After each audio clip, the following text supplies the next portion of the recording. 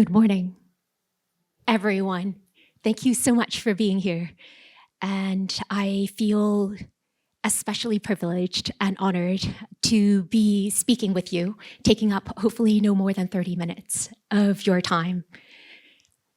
What I am going to share is exactly what Mr. Teo has invited all of us to do as we encounter his work, to reflect, to think, to form our own opinions, and really, in a way, refract what the spirit of the work enables us to continue doing, making, thinking, creating, wherever we sit. So here goes this particular reflection, which is more of a refraction, if you will. And where there are silences, I hope you will fill the gap. I am, by training, a political philosopher, and it is going to show. So, with forgiveness of Mr. Teo, let me begin.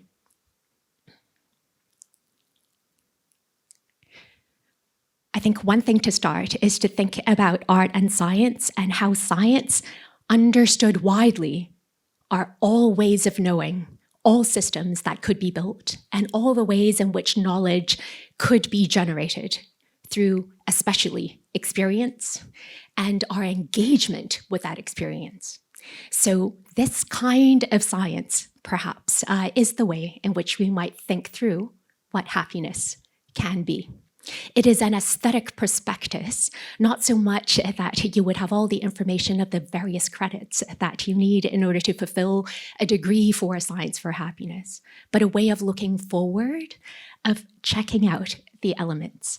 And I hope the elements that we'll find are the ones that we also see in Mr. Teo's work, and also in We're Happy, Are You Happy?, the exhibition here at National Gallery, Singapore. So what are some of the ingredients in this aesthetic prospectus that we could expect as we walk through the galleries and also the hall where Mr. Teo's art is housed?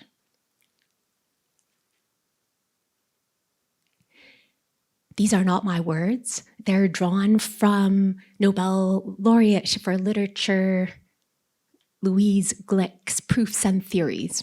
She is a poet, but also writes prose. So in the way that she makes, she also engages with those works of a similar kind of her peers. So if we think of negative capability as exactly that kind of mystery making that Mr. Teo has encouraged us to think through, let me read this. It seems to me that what is wanted in art is to harness the power of the unfinished. So at this moment, we can start either physically or maybe psychically loosening up. However it manifests in your body, shake it out.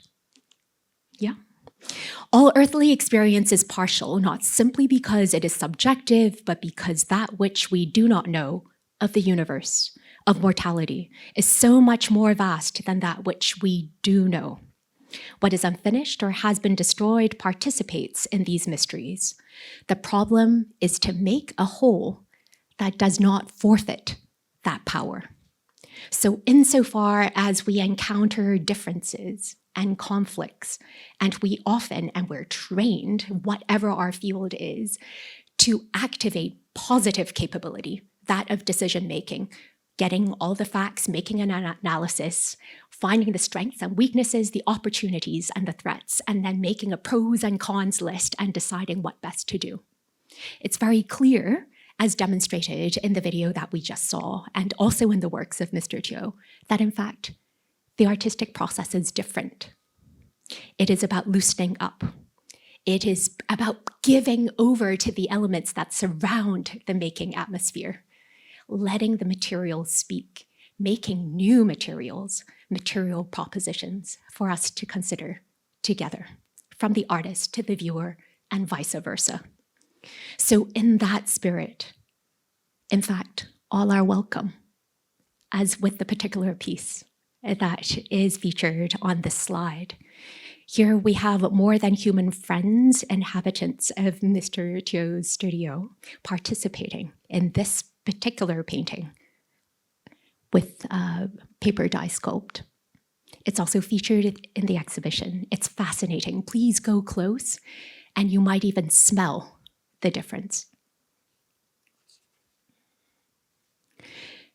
But how do we get to negative capability and really knowing what to do should there be uncertainty? Perhaps one way of thinking through and loosening up is to think of obscurity as something that can be productive. Here I draw from retired Cambridge philosophy professor Raymond Geuss, who, upon graduation, or rather retirement, finally published a set of essays called A World Without Why. The occupational hazard of philosophers is that the guiding question is always why.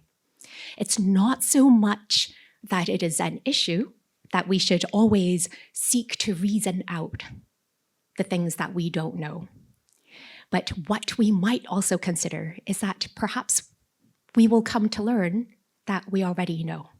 So the learning process is not just about receiving new information for the kind of calculation that we take into participation in positive capability. So here Geuss writes, "It is easy to be merely obscure. Any monkey with a keyboard could do that, but difficult to be productively obscure. It is not at all obvious that anyone is in the best position to assess whether obscurity is an instance of a creative positive transformation of a creative or a creative negative disruption of attitudes towards our language, our possibilities, our world. So, valuable obscurity would necessarily be a byproduct, like happiness, not something one could, with any hope of success, strive for, but something that will result only from a process of aiming at something else. To not focus on something and find it. That is the strategy. How can we become that something else? Or find that something else? To aim for it but not know what it is. That is what productive obscurity has the capacity for. What we might like to do is take a moment to remember the last time you found happiness. Where were you? Who's around you, if anyone or anything? What were the circumstances? When did you know that you were happy? How long did it stay? And what is the resonance of that moment as you recall it? We often define happiness by those things which detract from our happiness. So those are the things that we can keep out. But to be open to happiness, perhaps, is to focus less on the things that detract, maybe less on even those measurements of success, and think through what it is that we will come to discover as something that could be successful, as defined by oneself, even by others, and the moments of happiness that just hits us, and then very gently withers away. Think about it like a wave, how we can't exactly expect it. Not even if we studied engineering with coils and transformers, knowing how to code a sine wave perfectly, would happiness hit us that precisely. But maybe it's less about accuracy and precision, more about being open to understanding that moment when it happens. So I invite you for us to revisit or to visit for the first time. We're happy. Are you happy? And really take that question seriously.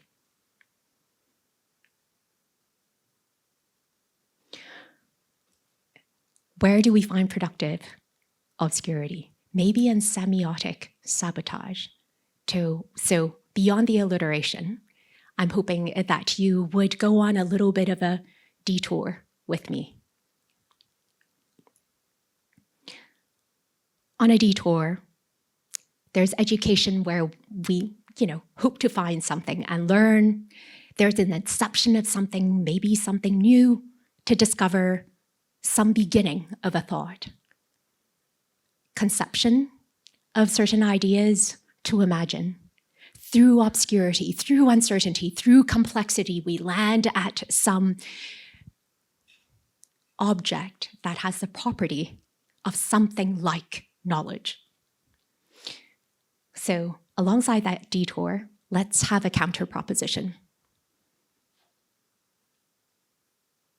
A détournement from the ways in which psychogeographies allows us not just to take a different route, but actually contemplate that route and look back at ourselves as we navigate it.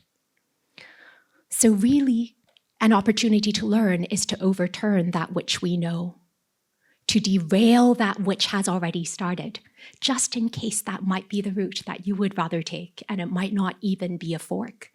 You might have to make your own way through the forest to subvert the imagination and the conceptions that are there. Those of us who have taken courses, perhaps, or strive to become creative might find that, yes, there are no hard and fast rules, there are prompts, and sometimes there are practices.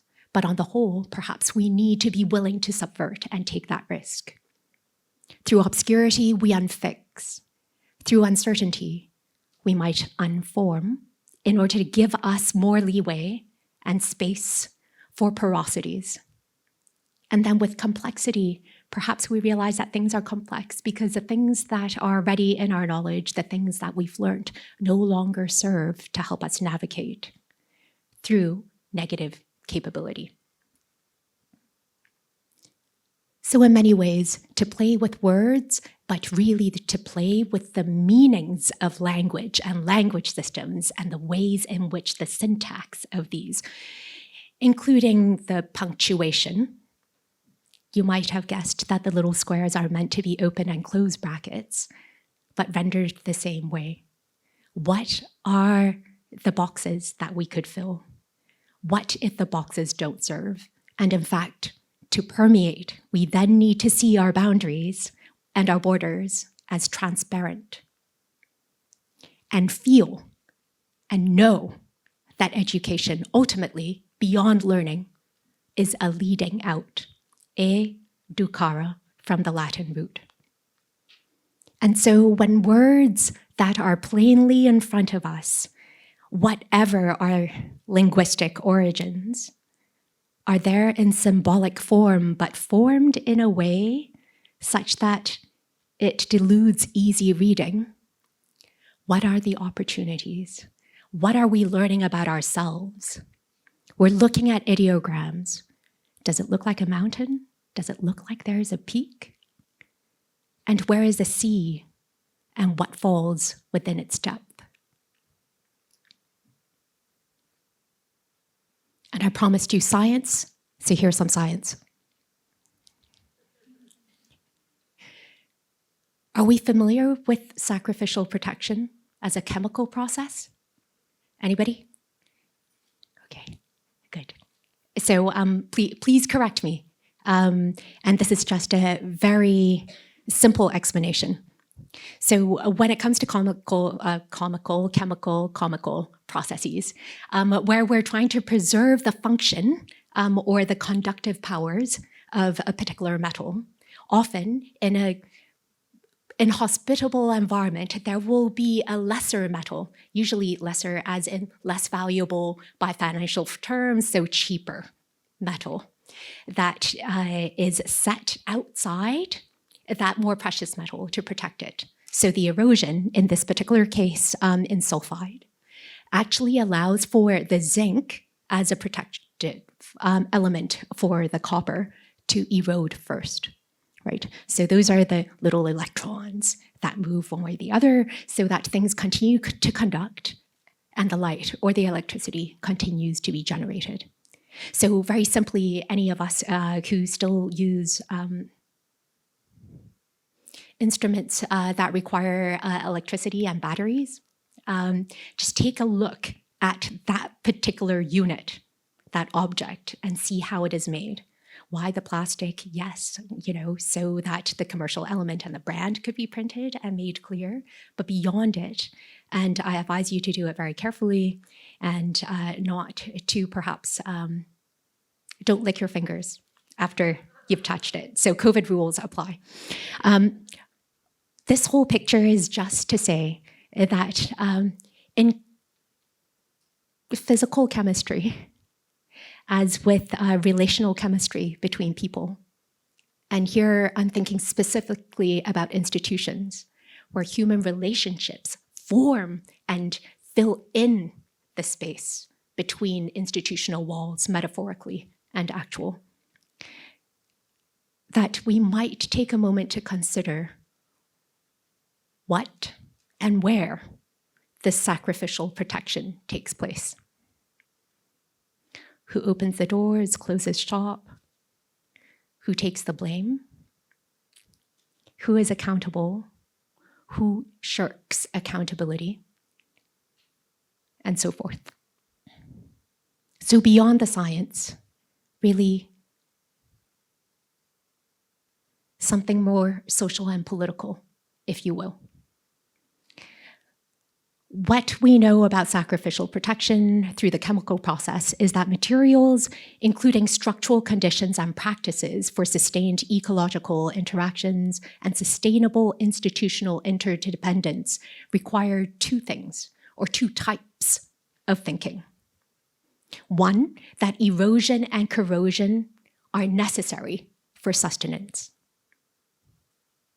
Some philosophers claim that we are what we eat. So yes, just back to our digestive systems even. What breaks down, what gets absorbed, and what actually gets excreted. What happens to the excretion? What are the sewage systems that then allow for other functions to come back clean and pristine? Yeah. So if we understand that erosion and corrosion is part of the cycle of sustenance, then perhaps we needn't see erosion and corrosion at just kind of the degradation or the decline of the natural or ideal quality of things. If we are here to be with and collaborate with each other, how should we think about sacrifice, those moments, those labors that perhaps some of us take up more so than others, completely unintentionally or wholeheartedly? Yeah? So the second point, that what is transformation in a creative way is perhaps considered differently from a kind of transactional sacrifice. So maybe through monetary means, if I work more hours, I actually accrue more possibility of wealth. To think of transformation as something that always brings the elements together already. There is no individual gain without communal gain. Otherwise, the individual gain itself is transactional and at the cost of something else. But what this particular way of processing political history, for instance, allows us to see ourselves through time, the younger me, the older me, my family as it transforms, my colleagues as they come and go, as one big ecosystem. And to really remember that only by some things withering away can we make way for something else, including an idea, a way of gathering, a way of thinking, a way of organizing. And with the opening and openness to that way, we might just get to creative transformation.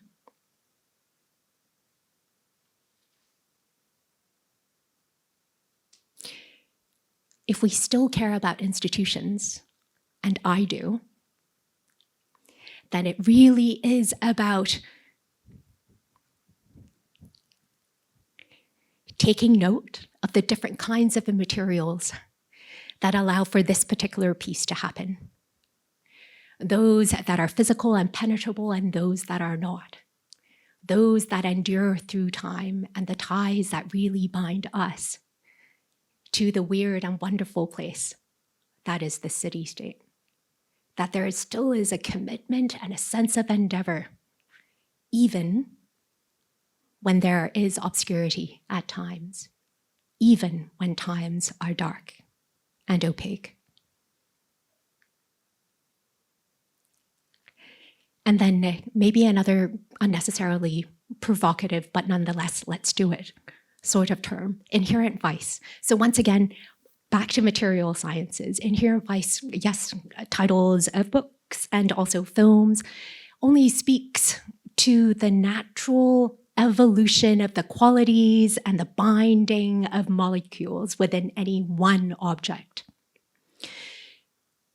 When we are born, in the same way that when a car lands and starts its moment of being driven on the road, it starts to erode, and there are things that will start to work differently over time, rather than just not work in an ideal way. And we as human beings are also that kind of material that has all sorts of very complicated and sometimes complex inherent vices. I think each of us probably know what they are for ourselves.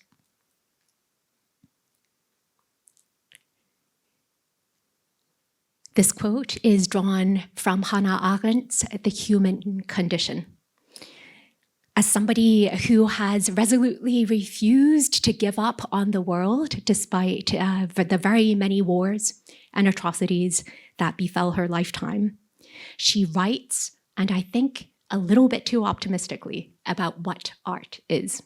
So this is right at the end of her political treatise, where she makes a distinction between the made world and the world of action. She writes, because of their outstanding permanence, works of art are the most intensely worldly of all tangible things.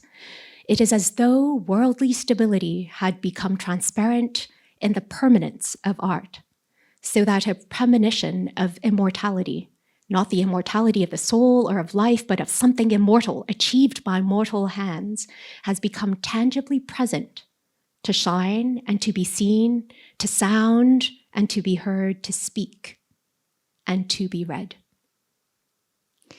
The commitment here is that we do not stop promising ourselves, the people whom we love, our enemies, and all sorts of maybe ideologies and regimes that do not sit well with us. That we still commit to making. That's what we can draw from this particular quote that is put in this particular context, right? Maybe we could also take the permanence of art in more of Arendt's spirit. That is, because art is necessarily not initiated out of purpose. The artist might have an intention, but it could be read in very many different ways. And Mr. Teo's work specifically invites us to make up our own minds and our interpretations. But maybe then the permanence of art is not in that it doesn't erode because it doesn't serve a purpose and therefore cannot be used up in the same way as maybe the zinc for artificial, sacrificial protection, or the ways in which its inherent vices actually kind of wears it down through time. But its permanence is really about the recognition of what could be achieved by mortal hands, these hands that are going to become rickety at some point. These hands that might not have life at some point. It is in the making that we give life, in the making that we're able to counter the kind of inherent vice that otherwise might become a barrier for us to commit to making anything at all. And we land finally on love of the world.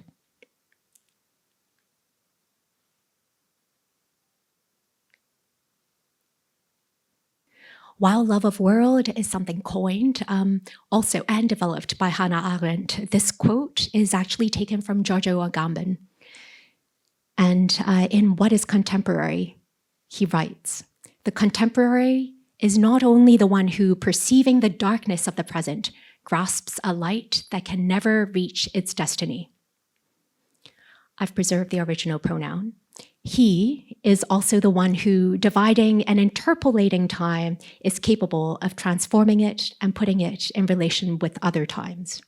He is able to read history in unforeseen ways, to cite it according to a necessity that does not arise in any way from his will, but from an exigency to which he cannot but respond.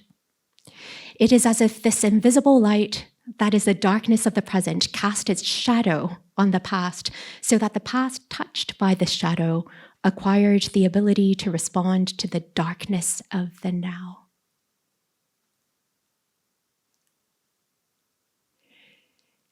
So I posit that the contemporary, or contemporary art, perhaps rather than periodically distinguished from, say, modern art, and we know the two largest institutions in Singapore might make such a distinction.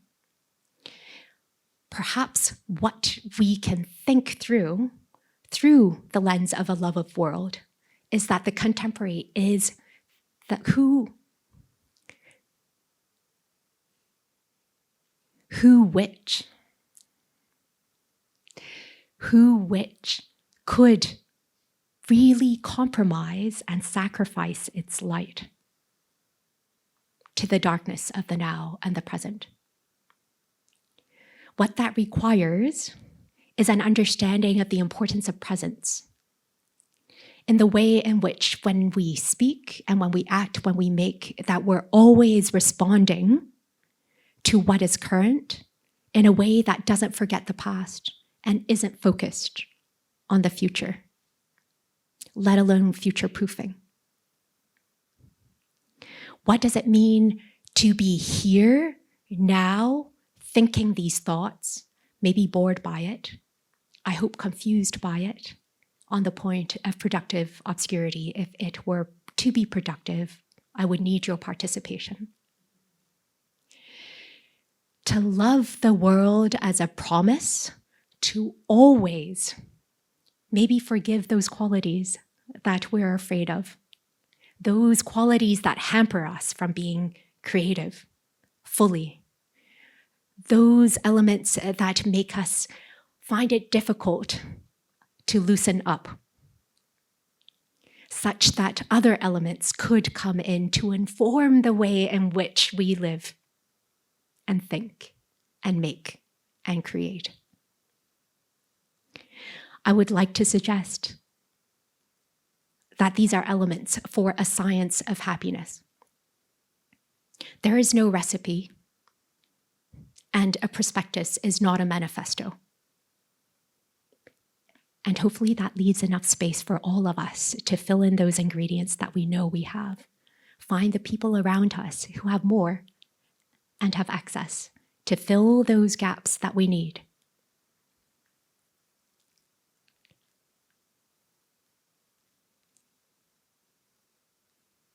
So to end, these are the various elements that could make up an aesthetic prospectus. And we know it can when we visit the exhibition of Mr. Teo's work. These elements, negative capability, productive obscurity, semiotic sabotage, sacrificial protection, inherent vice, love of world, they're present everywhere. The joint organizers and curators of the show has forged a space for us to meander through these different elements. That is my articulation and my experience of the show. You may well come up with a different list, a longer list, a shorter one. But I hope if we were to mutually fertilize the space that we could make together through art, making, appreciation, but most crucially, interpretation, and for that, criticism. Yeah? We can approximate a freedom for action in and for the world that is equal to the power of art. To build and hold that mystery together, to make sure things are never finished, even if they could be resolved.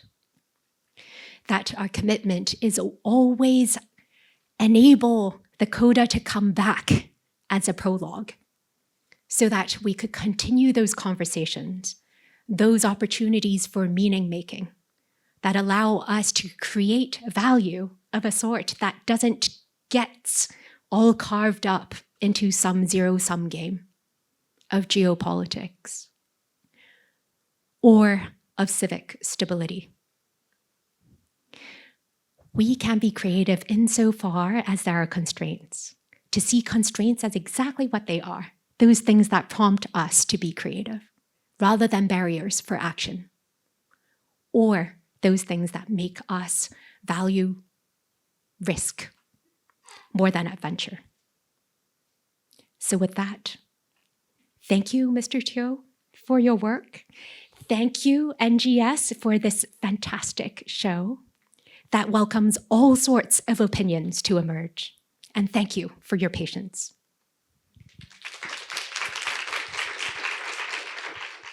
Warm welcome to everyone. Good afternoon.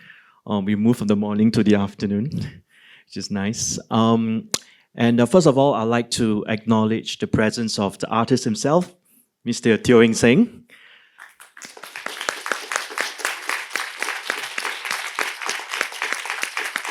And there's, of course, Professor Kwok Kian Woon, who is also the Vice Chancellor of the University of the Arts Singapore, as well as my co-curator, Roy, who is my partner in crime in this exhibition.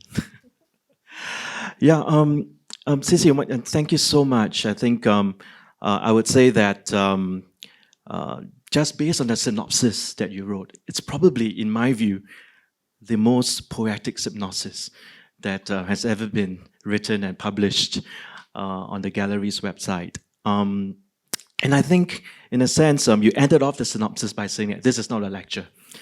And I think everyone has agreed that you delivered it. It's really not a lecture. I'm a bit lost for words as to how to describe it, but it's probably to me like a performance lecture. And so I think that's a wonderful poetic response to Teo Eng Seng's exhibition. And I'm not sure if all of you have read this wonderful synopsis, because if you have not, I strongly encourage you to read it, because it's a really well-written one. And I'll just read one part of it and to start our conversation off.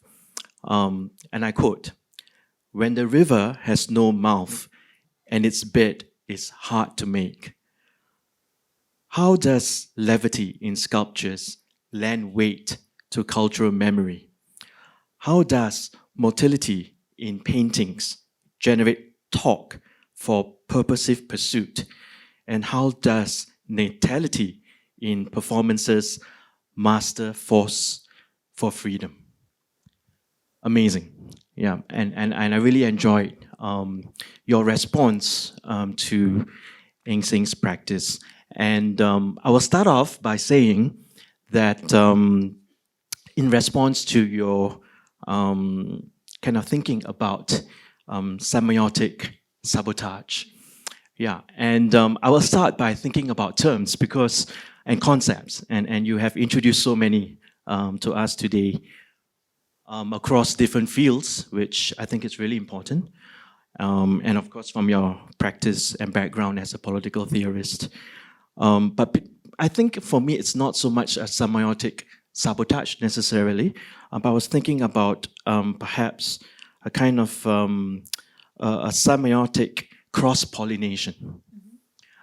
And I use cross-pollination really in reference to how you have kind of written your synopsis by drawing in terms from science, right? And I think that's really important, and a kind of philosophy of science, in order for us to deepen our understanding of Eng Seng's artistic practice and his art making. So when I think about semiotic cross-pollination of terms, right? You used a number of terms, which I thought was really interesting in your synopsis. Two of which I will just mention, which is about motility, right? A motility of painting, right? And motility is about movement, right? It's about mobility, a movement of things, how things move, and about natality, which is about birth rate, right, so to speak. That's one way to think about it. And these are terms from science, right, in a way. And but I think it's very productive.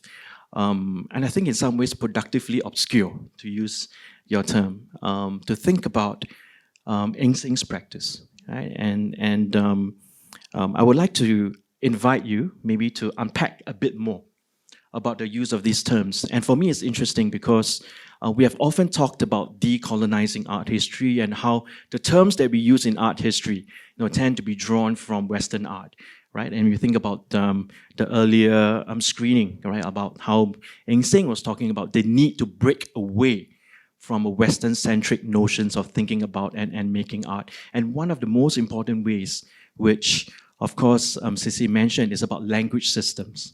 Right? It's about language, about the terms, the terminologies that we use to talk about art, to think about art. And you use science, rather than the usual kind of art historical terminologies that we use. So I'm very curious about that, and I hope that maybe you can unpack a bit more. Thank you. Yeah. Thank you, Yu Jin. Maybe I'll take the invitation this way, and I'm leaning forward so that I could see you better, but also to keep a bit of the wonderful light out of my eyes, to be a bit more obscure. So one way that I'm thinking about the difference between, so specifically between motility and mobility, or even movement, is to think of the way in which physically torque actually works. Right. And this is out of my experience of the first walkthrough of We're Happy, Are You Happy?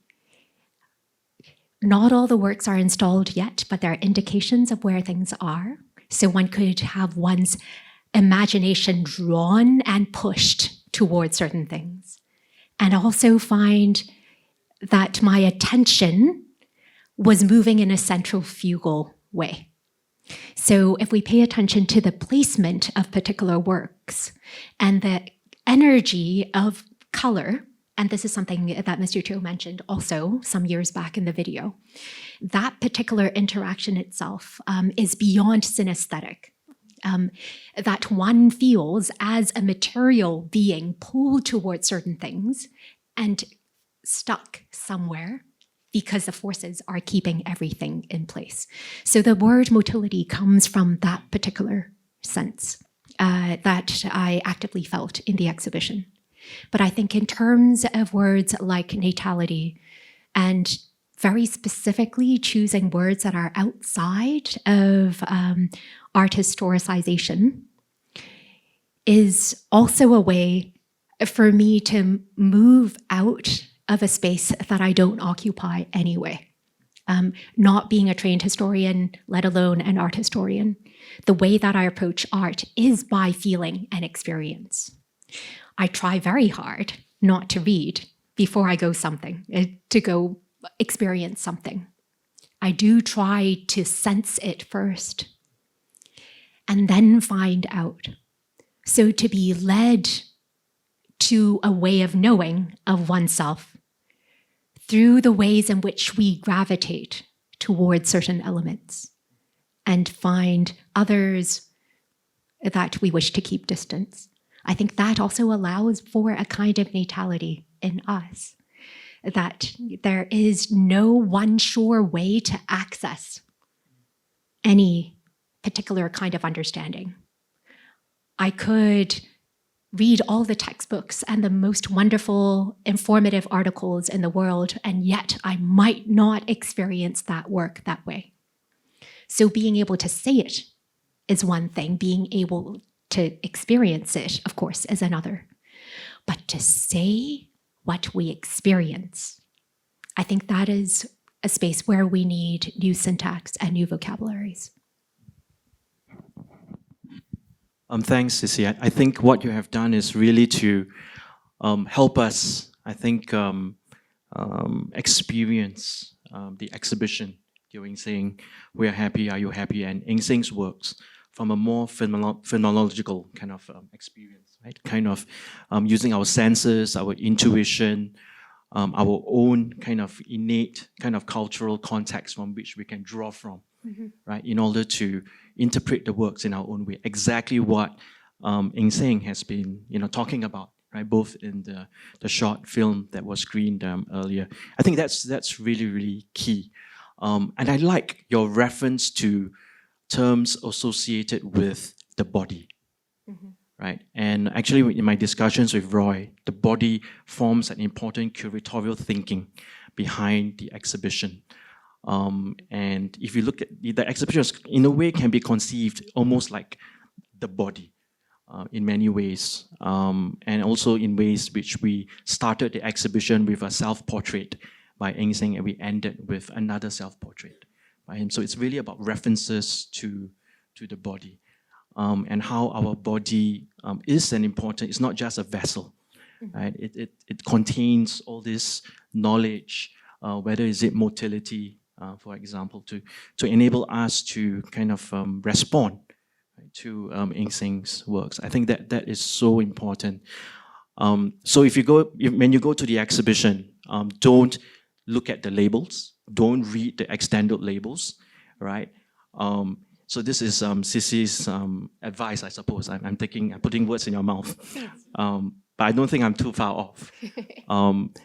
Use your bodily response, right, to intuitive, spontaneous response to the works, and rather than relying on kind of a language, right, in that sense. So use your own kind of personal kind of response to it.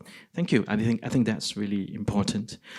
Another question I have, we are warming up, is about you as a political theorist, right? And I know, and you have also mentioned about you're writing a book about the politics of silence. I think silence is so important, of course, referencing Eng Seng's other works, Auto Source, on the other side of silence. I think silence is a very important aspect or concept and an experience that's very relevant to Eng Seng's practice. And you use the word to resurrect silence. So resurrect is a very powerful term. I like that. As a positive political concept. So silence, to resurrect silence as a positive political concept. I'm just wondering if you would like to kind of relate this maybe to your own thinking about Eng Seng's practice in terms of silence, and also maybe to expand it, if you like, to other aspects of contemporary practices that you have encountered. Yes, thank you. I think in terms of silence, so the very grand proposal of resurrecting anything, I suppose, is to get enough interest from a publisher to have a contract down. But really, publishers out here, remember.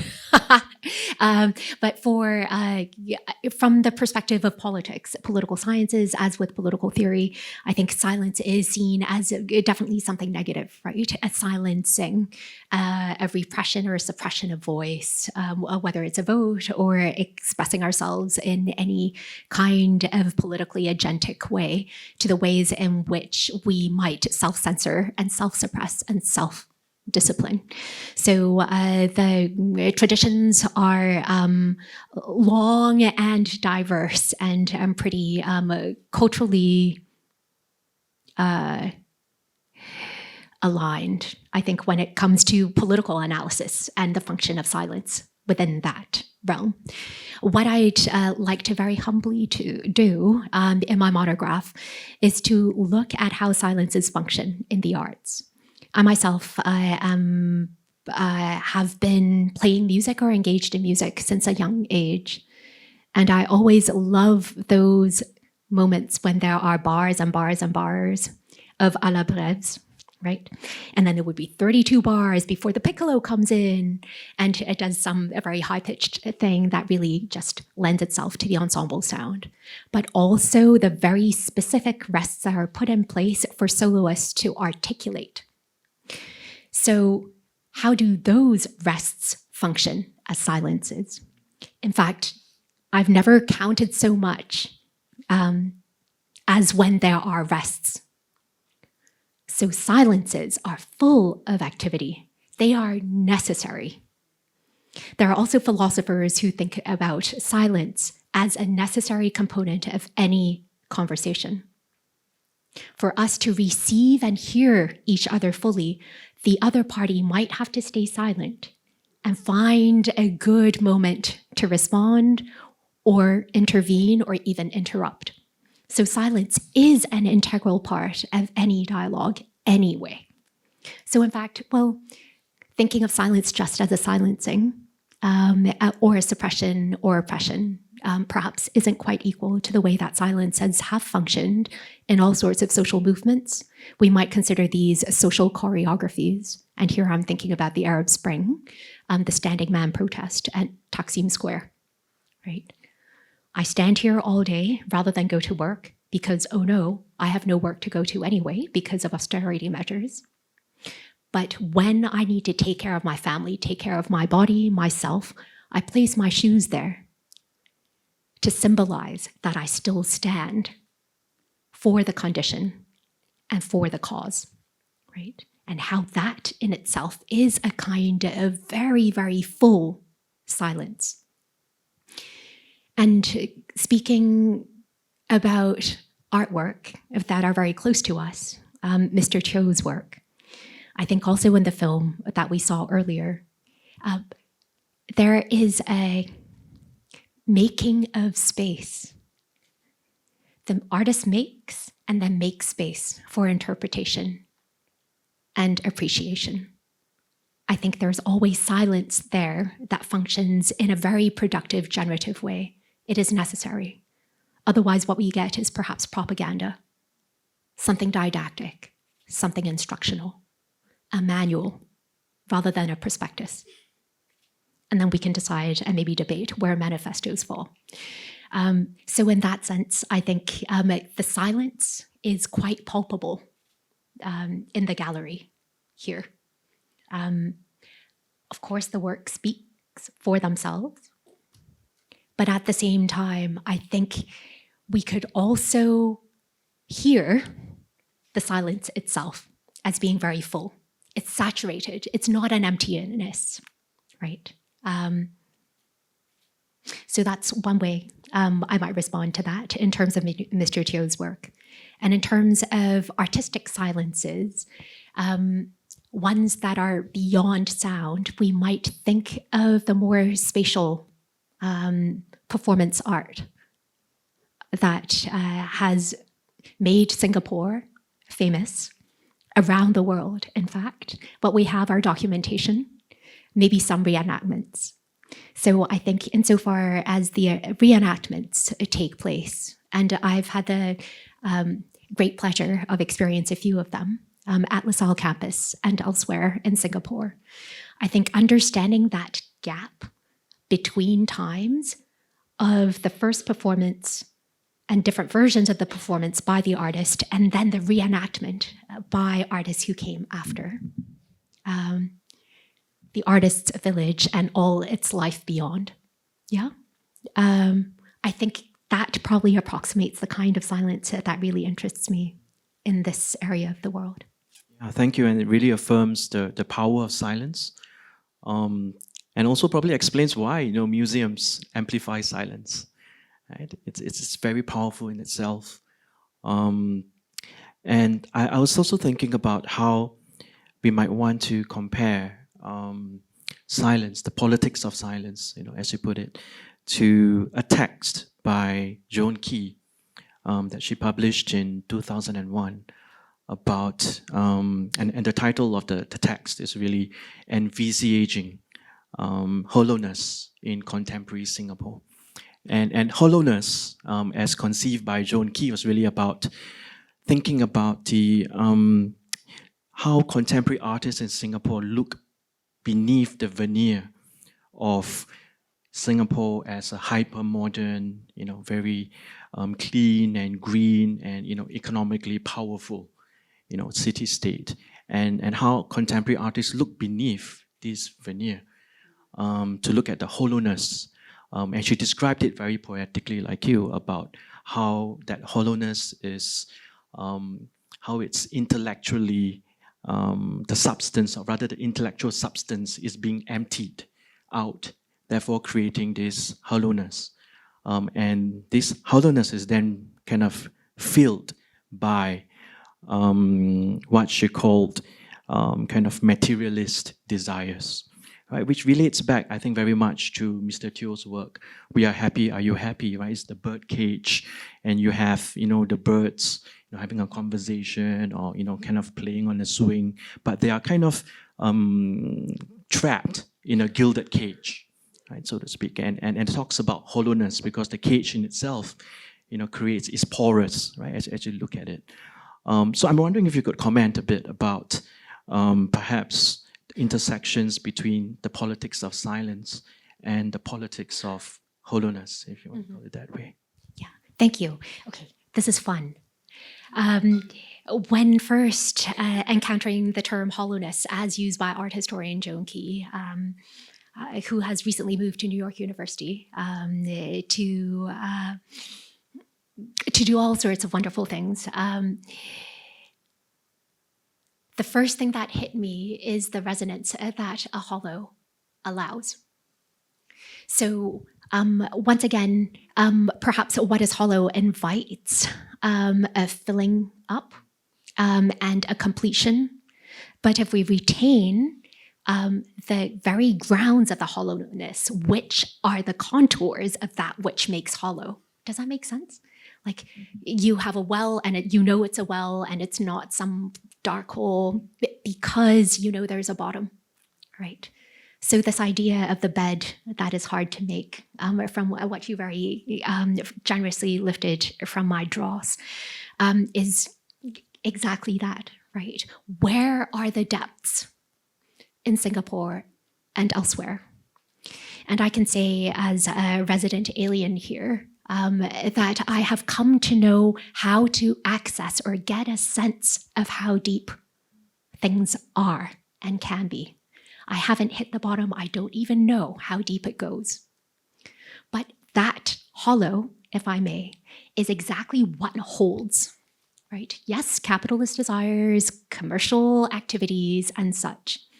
But I wonder with that also associating with the idea of freedom through free port. So not taking freedom as necessarily anything good or bad in the same way that when we think of capital and distinguish it from capitalism, we then have space to perhaps play with words, with meanings and such. So just maybe one small moment for us to think through is whether when we're thinking about freedom, whether we're thinking about a kind of positive liberty. That is, even when I'm in a cage, look at all the things that the cage allows me to do. If there is no cage around me, I can't even make a little tinkling sound with my nails against it, right? Or are we yearning towards a negative definition of liberty or freedom, where we know that there are things that we must be free from in order to be free, the condition of freedom? And if that is the case, what are those conditions? And what do we need to be unfettered by? Much to think about, and I'm sure the audience will have many questions as well to ask Cissie. So maybe it's a great time to open up to the floor. And if you have any questions, we have our colleagues who will quickly pass you the microphone. So please do ask your question through the microphone so that we can record this. Thank you.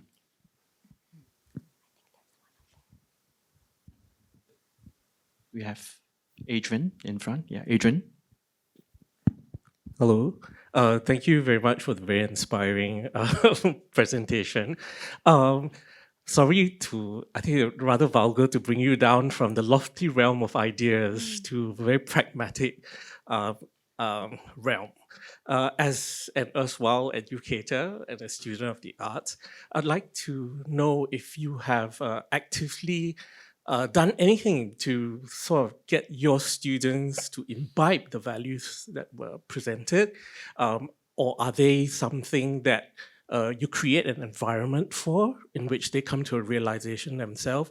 Or even if this is even a pedagogical intent in the first place? So, Yes. if you could. Thank you very much. As head of school, I see it as my task to facilitate and exactly to enable conditions rather than dictate or to formulate or even propose sometimes, right? But there are all sorts of ways to prompt such that the proposals generate elsewhere and emerges, even to my surprise. But when I was teaching, one thing that I did, and oh, my poor students, but it is a course called Creative Processes, and this is back when I was in Canada.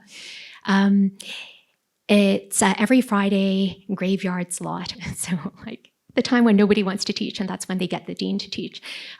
So 3 hours, Creative Processes, a studio course. I remember one day when I walked in and I was quiet. Everybody settled down. There were around 25 students or so, and I just wrote on the board, "Today is out of order." And I walked out. And I stayed outside for a little while. Then I actually went back to my office and wrote some emails. And when I came back, after 15 minutes, everybody was writing furiously in their process journal. I don't know what of. So when I did come back, and I asked whether anybody would like to share, in fact, they started writing everything down that they thought was wrong in the world. And I don't know why that was what they landed on. They probably had a little discussion and thought about whether they could, in fact, just, head off. It seems like Cissie might have visually counted and we would all have attended, right? But the fact is, what I learned from that instance is that when given a prompt and given enough space to make a decision, many of us might choose to commit, to stay, to actually make use of that openness, to do something that they, or each of us, find productive. So yes, so I did have pedagogical experiments too. And organizationally, I've got some colleagues here. And they, especially my program leaders, might have a lot to say about the relative failures that I made you encounter over the past while. But I think the commitment to not be afraid to fail, to make mistakes, and even to be disliked, to have to remake a painting, or even to trash it. Creative destruction. All good things come to an end, even when they're excellent good. Yeah? So if we're not seeing the only manifestation of success as longevity and permanence, then we free ourselves up for experimentation, for openness, for different people to lead from where they sit already and make something together. Thank you.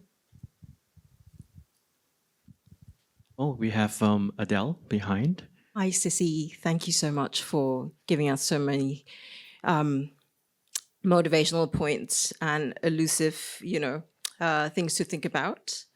When you mentioned sacrificial protection, the word that immediately came to my mind is galvanization, which I think is the formal term for that sacrificial protection.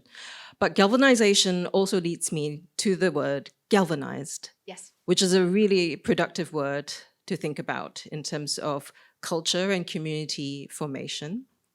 And because of the word galvanized, it is a call to action because you excite people to a certain action. And so my question is, how would you galvanize or think about galvanizing people outside of our community, namely speaking, the politicians, the cultural policy makers, civil servants, who have such a great impact on arts and culture here, to be thinking about and using this aesthetic prospectus that you've laid out for us today? Yeah. Thank you so much, Adele. I happen to have experienced two things in the past 2 months that give me a lot of hope, I think, for widening our choir. One is the response from those colleagues in public service, let's call them that, and their interest in coming together to experience something new, if maybe without the objective of learning anything initially. So this is from members from various ministries, including the Ministry of Defense, having participated in a body mapping workshop for Creative Brain Week Singapore, which was hosted at LaSalle in early October. This is a body mapping workshop called This Is What Love Feels Like. It is a mapping, much like a mapping of happiness, which is elusive, as I tried to convey earlier. But also, in fact, our experiences of love as a positive feeling also is something pretty hard to capture, because we often get asked, what's wrong? What's going on? Like, rather than like, do you feel loved today, right? And yet somebody would ask you, have you eaten? Right. So through that experience and the responses, and then with that, I would also draw a parallel to the medical community, especially those in medicine pedagogy, who are moving towards the medical humanities into thinking about subjunctive pedagogy. So what can happen, what may happen, not as in the Singaporean may of you may now leave, you are granted permission to do something. But it may happen because what is happening is not necessary. A lot of the things that matter in the world are not causal.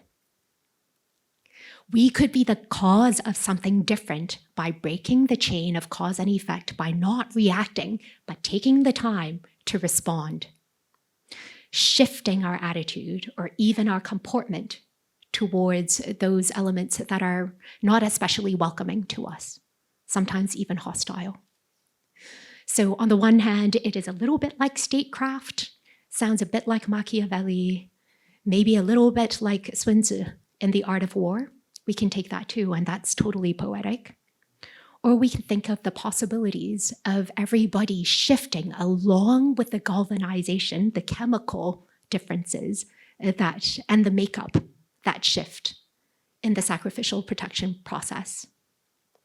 If we insist that certain roles and organizations take a rigid stance towards a particular phenomenon, then we ourselves are building barriers to what could also happen.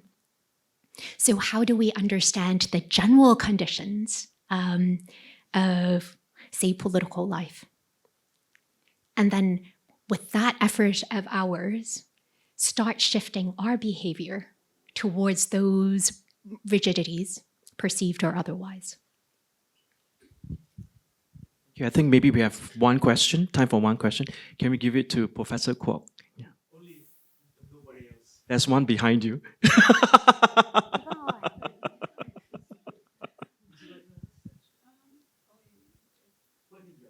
All right, ladies first. Okay, thank you. Okay, so I'm just reflecting on the birdcage piece that Eugene mentioned. And in the work, there are classical, columns. And when I look at sort of the facial expression of the figures, it also reminds me of Greek comedy. So I wanted to ask Cissie if you could shed light on sort of the relationship between happiness, comedy, and levity, and how that plays out perhaps in the artist's body of work across the exhibition. Okay, I can try, Yvonne, thank you. Okay, and first, those of us who are familiar with Greek theatrical forms, yes, thank you for that. And Eugene, please help me out too. So on the one hand, I'm thinking about masks, I'm masking, and the ways in which, in that sense, in the Greek theatrical form, as with some of the elements that we see in Mr. Teo's show, tragedy and farce is very, very close, right? And we can draw a line, but that line is drawn because of the context through and the lens through which we look at the work. And I think that's where the title of works becomes evocative as well. So in the case of Mr. Teo's work, the titles matter, very deliberate and also very provocative. So that's one way to respond to it. On the other hand, what I really appreciate about the exhibition is that as we start, we have a particular kind of atmosphere created, a mood, if you will. The lights that are low, lighting up that which is fiery, that which is obscure, possibly dark, with hints of the ominous. And then as we move through the gallery towards the end, we see some of the documentation of performances. So I would say as we move from maybe the more symbolic to the more, I'm just going to say it, real, even though we could question those particular structuralist readings or interpretations or definitions of those words, I think there is absolutely something political going on as we move through the space. And our awareness of context, even if one have only landed in Singapore from space, I think it's palpable. So in that sense, it's less about the expression or stemming from the expression or from the beings in the sculpture of we're happy, are you happy? I think the juxtaposition of the works themselves also have an expression. And I think Yu Jin and Roy really are generous in giving us space to be able to exit the gallery with sufficient peace to continue to have the courage to contemplate the meanings.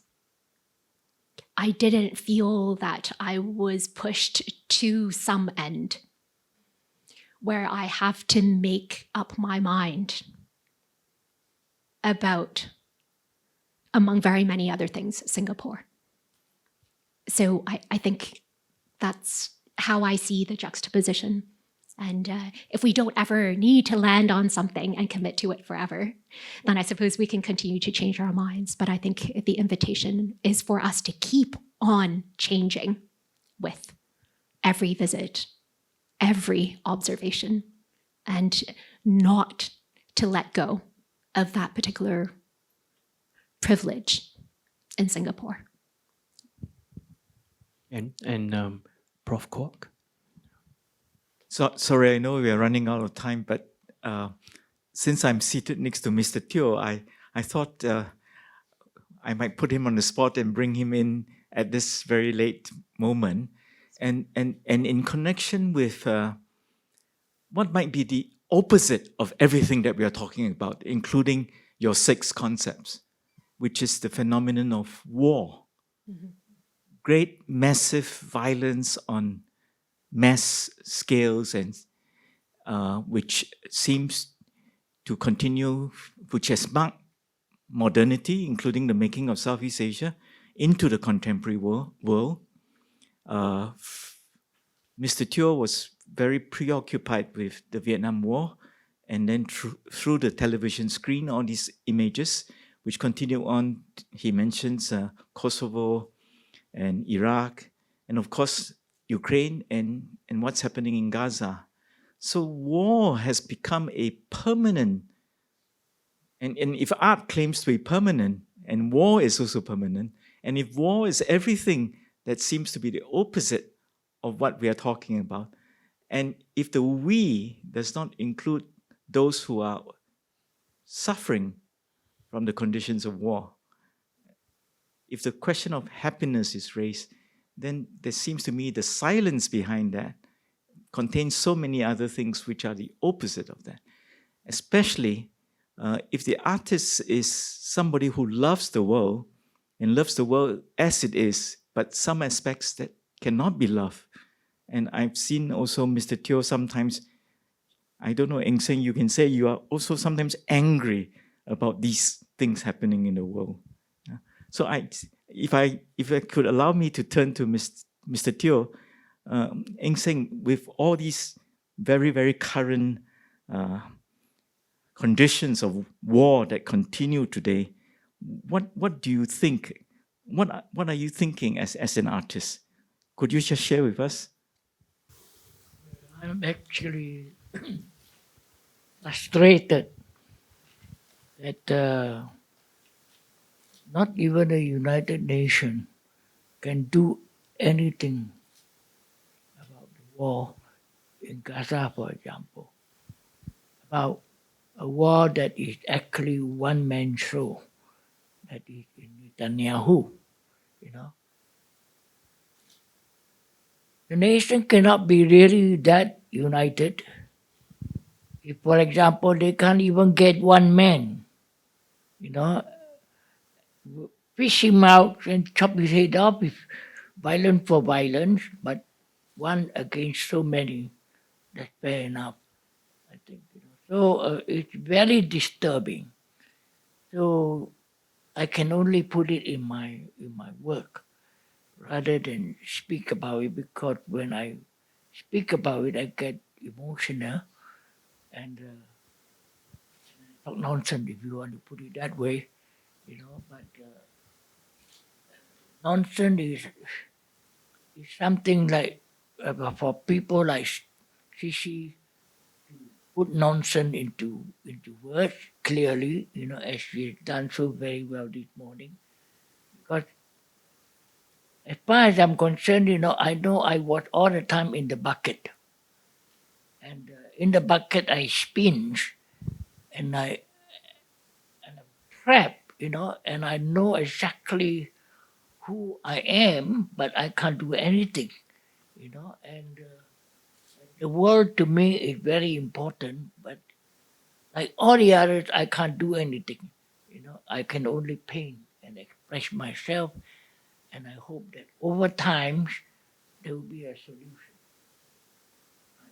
It's a shocking thing that the whole world cannot do anything to the one man, you know, who creates so much problem, who kills, you know, the population of the Palestinians, and I think United Nations got to come up with something, maybe a little bit like NATO, you know. Policy is this: you attack one member nation in NATO, the rest will be after you. Right? United Nations hasn't got that right. All the nations should come together and jump at the man.